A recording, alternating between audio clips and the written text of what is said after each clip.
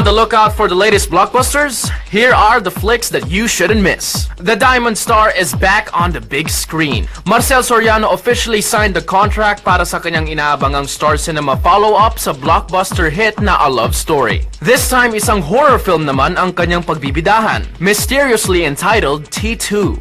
Siyempre, nakakatuwa dahil hindi nila ako nakakalimutan. Uy! Meron kasamang uy! May ganon. Hindi ako nakakalimutan. Kaya siyempre, nagpapasalamat ako palagi dun sa oportunidad na binibigay nila na makagawa ulit ng isang makabuluhang pelikula. And double the fun pa raw ito dahil reunion movie rin niya ito with Direk Chito Ronyo.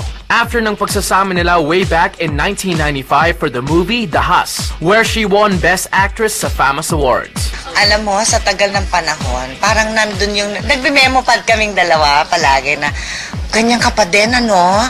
Pero masaya kami. Tsaka excited kami pareho. Siyempre, uwi kami maaga na dahil siyempre, horror yung movie namin, di ba?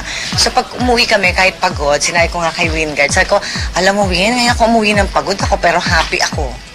Alam mo yung may ngiti sa inyong mga labi. From a very successful teleserye, inaabangan na ang magiging first movie nila together, ang Land Down Under from Star Cinema. And after weeks of shooting sa Bukidnon, sina Piolo at Angel papunta namang Australia para sa ilang parts pa ng pelikula. Finally, ito na. Tuloy na kami. Tuloy na. At ngayon, pupunta na kami Australia talaga. At parang bonding na rin ito sa team namin. Kasi kahit paano, nag-include sa rin kami sa Bukidnon. Tapos ito, merong isa na naman kaming trip to Australia na medyo mas mahirap na. Kasi, walang Pilipino. Siyempre, dito kasi Pilipinas medyo spoiled pa kami. Doon, kanya-kanya talaga kami, di ba? Pero hindi man tapos ang shooting para sa pelikula, Angel and Piolo promise that this is definitely one movie they can be proud of. Sana po supportahan niyo po ang pelikula na inaalin po namin ito na Star Cinema para sa inyo. And for your indie film fix, check out ang naiibang love story ni na Jody Santamaria and Victor Basa sa Cinema One original na Maling Akala. Hanggang November 11 pa yan at the Robinsons Galleria in Cine.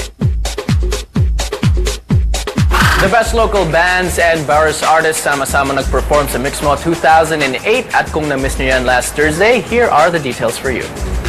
All the latest in the music scene, nandito na at nandito lang. This is your Music Box.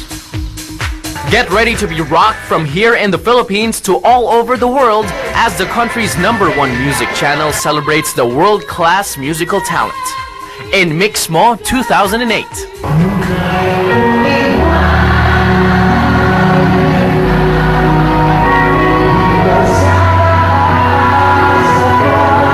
The celebration is doubly intended. The event also serves as a toast to Mix's continuous efforts to bring to the audience new age original Pinoy music. Nakakatulong sila dahil simula nung lumabas ang Mix, parang bityoke. Nakakanta na lang mga bata yung mga kanta ko din, ano ko na yung mga nandun may umbrella, ayun, naiintindihan ko na yung mga kanta ng mga foreign visitors. Malaki yung tulong ng Mix kasi yung mga lugar na hindi naaabot ng mga musikero dito, natutulungan, naaabot ng Mix para sa mga musikero. Kailangan ng artist ng exposure Mix is the place to be. Every time na tumutugtog kami, excited kami, masaya, and we love to please the crowd. So, sana nag-enjoy yung mga fans at saka yung mga nanonood. Masaya. And then, for sharing actually, sharing to the audience our music at saka libre, so everybody's gonna have fun at the same time. See a lot of good bands. I'm very happy kasi napopromote ang OPM at napopromote ang bawat genre ng music ng bagong mga banda or artista or singer.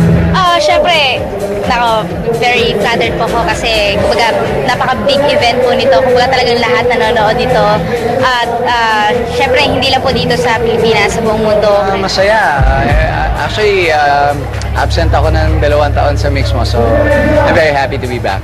Salamat Mix na supportan niya sa local music scene kasi without Mix hindi magiging ganito kalaganap at kabuhay at brilyo ang music scene sa ating minamahal na bansa.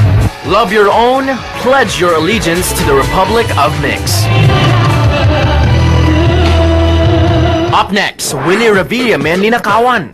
Ang latest updates when Cinema News Alert Weekend Edition returns.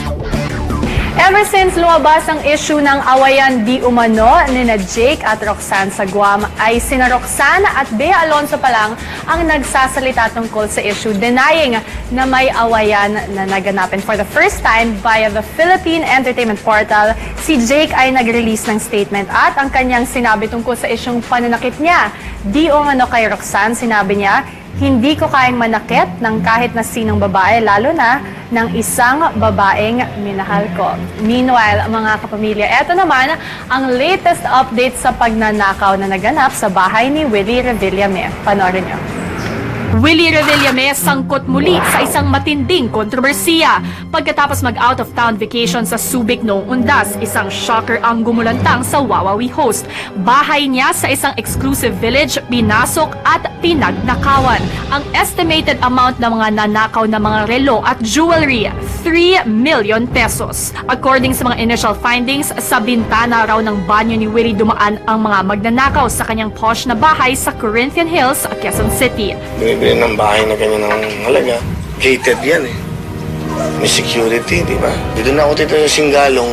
Pero sa kabila ng forced entry ng mga magnanakaw, hindi pa rin dinidiscount ng mga pulis ang posibleng angle na inside job na pinalakas pa dahil ang isang kasambahay ni Willie hindi bumalik pagkatapos mag-day off. Yung dalawang maids, may access sila doon sa room ni Mr. Willie.